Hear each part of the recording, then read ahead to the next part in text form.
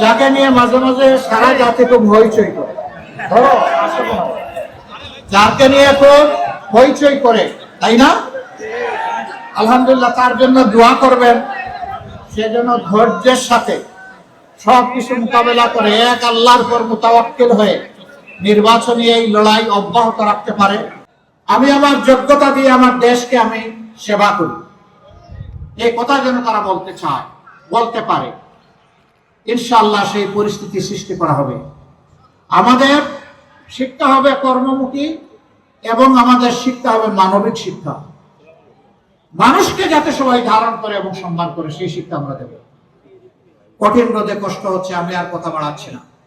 এবার যে চারজন ব্যক্তিকে আগামী স্বপ্নের বাংলাদেশ গড়ার জন্য আমরা এখানে মহান আল্লাহর উপর ভরসা করে প্রতিনিধি হিসাবে দিয়েছি, সংসদ সদস্য প্রার্থী হিসাবে দিয়েছি, আমি এখন এক এক করে তাদের হাতে পাল্লা তুলে দেব, ইনসাফের প্রতীক দাঁড়িপাল্লা। ইনশাআল্লাহ আপনারা এগিয়ে আসুন ভাইয়েরা।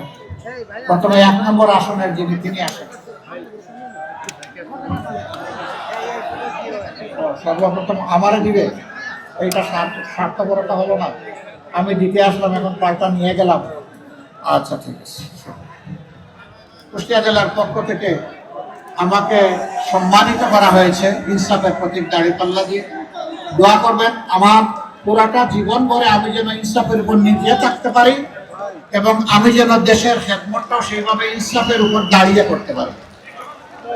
শুকরিয়া আপনাদের। এরপরে 1 নম্বর আসন আসেন। 1 নম্বর আসনের প্রার্থী এখানে আসেন। আলহামদুলিল্লাহ, আমরা 1 নম্বর আসন, এটা কোন এলাকা নিয়ে জানি? দৌলতপুর এবং দৌলতপুরের সাথে আর কোনটা নেই, একটাই। আলহামদুলিল্লাহ, এখানে বিশিষ্ট আলেমের দিন অধ্যক্ষ মৌলানা বেলাল, ওনার হাতে আমরা ইসলামের প্রতীক দাঁড়িপাল্লা করে দিলাম। আপনি ধরেন, শক্ত করে ধরেন, উঁচু করে ধরেন। আমরা ইনশাআল্লাহ ন্যায় বিচারকে সমাজে প্রতিষ্ঠিত করব। ইনশাআল্লাহ বিচার সকলের জন্য সমান হবে।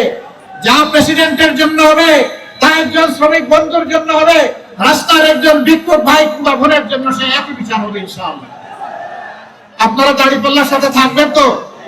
করে করে আওয়াজ এবং সালাম পৌঁছে দেবেন তো? ভাই বোনদেরকে সাথে নিয়ে 12 তারিখ কেন্দ্রে যাবেন তো? বিজয় নিশ্চিত করে তারপরে ঘরে ফিরবেন এবং শান্তিতে ঘুমাবেন, তাই না? না, ঘুমানো যাবে না। ঘরে ফেরার পথে ভালো করে উযু করে 2 রাকাত নামাজ, 4টা সিজদা, চোখের পানি দিয়ে বলবেন, আল্লাহ রাব্বুল আলামিন তোমার শুকরিয়া আদায় করি, হামদান কাসীরান তাইয়িবান মুবারাকান ফীহি। এরপরে কুষ্টিয়া 2, কুমারখালী,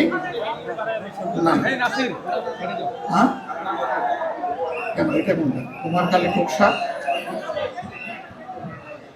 আচ্ছা, মিরপুর বেড়ামারা হচ্ছে 2, জনাব আব্দুল গফুর সাহেব, তাকে আপনারা সবাই চিনেন, সাবেক উপজেলা চেয়ারম্যান, এবং তিনি হচ্ছেন এখন আমাদের ভাই অধ্যাপক আবুল হাসিমের যে জোয়ালটা দায়িত্বের বোঝাটা ঘাড়ে ছিল, এখন তার ঘাড়ে। আপনারা দোয়া করবেন তার জন্য এবং ইনশাআল্লাহ বিজয় ছিনিয়ে আনবেন ইনশাআল্লাহ। তারপরে কুষ্টিয়া 3, এটা কুষ্টিয়া সদর, যাকে নিয়ে মাঝে মাঝে সারা জাতি খুব হইচই করে, ধরো যাকে নিয়ে খুব হইচই করে, তাই না? আলহামদুলিল্লাহ, তার জন্য দোয়া করবেন। সেজন্য ধৈর্যের সাথে সবকিছু মোকাবেলা করে এক আল্লাহর উপর মুতাওয়াক্কিল হয়ে নির্বাচনী এই লড়াই অব্যাহত রাখতে পারে। মহান প্রভুর দরবারে দোয়া করি আপনাদের এই প্রিয় মানুষ, বিশিষ্ট মুফাসসিরে কোরআন মুফতি আমির হামজাকে আল্লাহ যেন সম্মানিত করেন, বিজয়ী করে জাতীয় সংসদে গিয়ে দিনের পক্ষে উচ্চ কণ্ঠে আল্লাহ যেন কথা বলার তৌফিক দান করেন। আরো বিজয় ছিনিয়ে ইনশাআল্লাহ 12 তারিখে আপনারা ঘরে ফিরবেন। তারপরে কুষ্টিয়া 4, কুমারখালী খুকসা, এখানে জনাব আফজাল হোসেন, উনি নির্বাচিত উপজেলা ভাইস চেয়ারম্যান থাকাকালীন অবস্থায় নিবেদিত প্রাণ সমাজসেবক হিসেবে কাজ করেছেন, যার সাক্ষী সেই এলাকার মানুষ।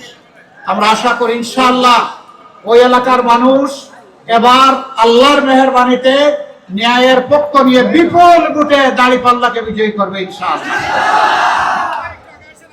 তারপরে কুষ্টিয়া 5, আর নাই 4টা, 5 নম্বরটা ঢাকা ইনশাআল্লাহ। আল্লাহ হাফেজ।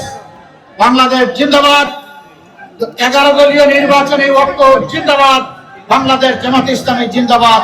আসসালামু আলাইকুম ওয়া রাহমাতুল্লাহি ওয়া বারাকাতুহু।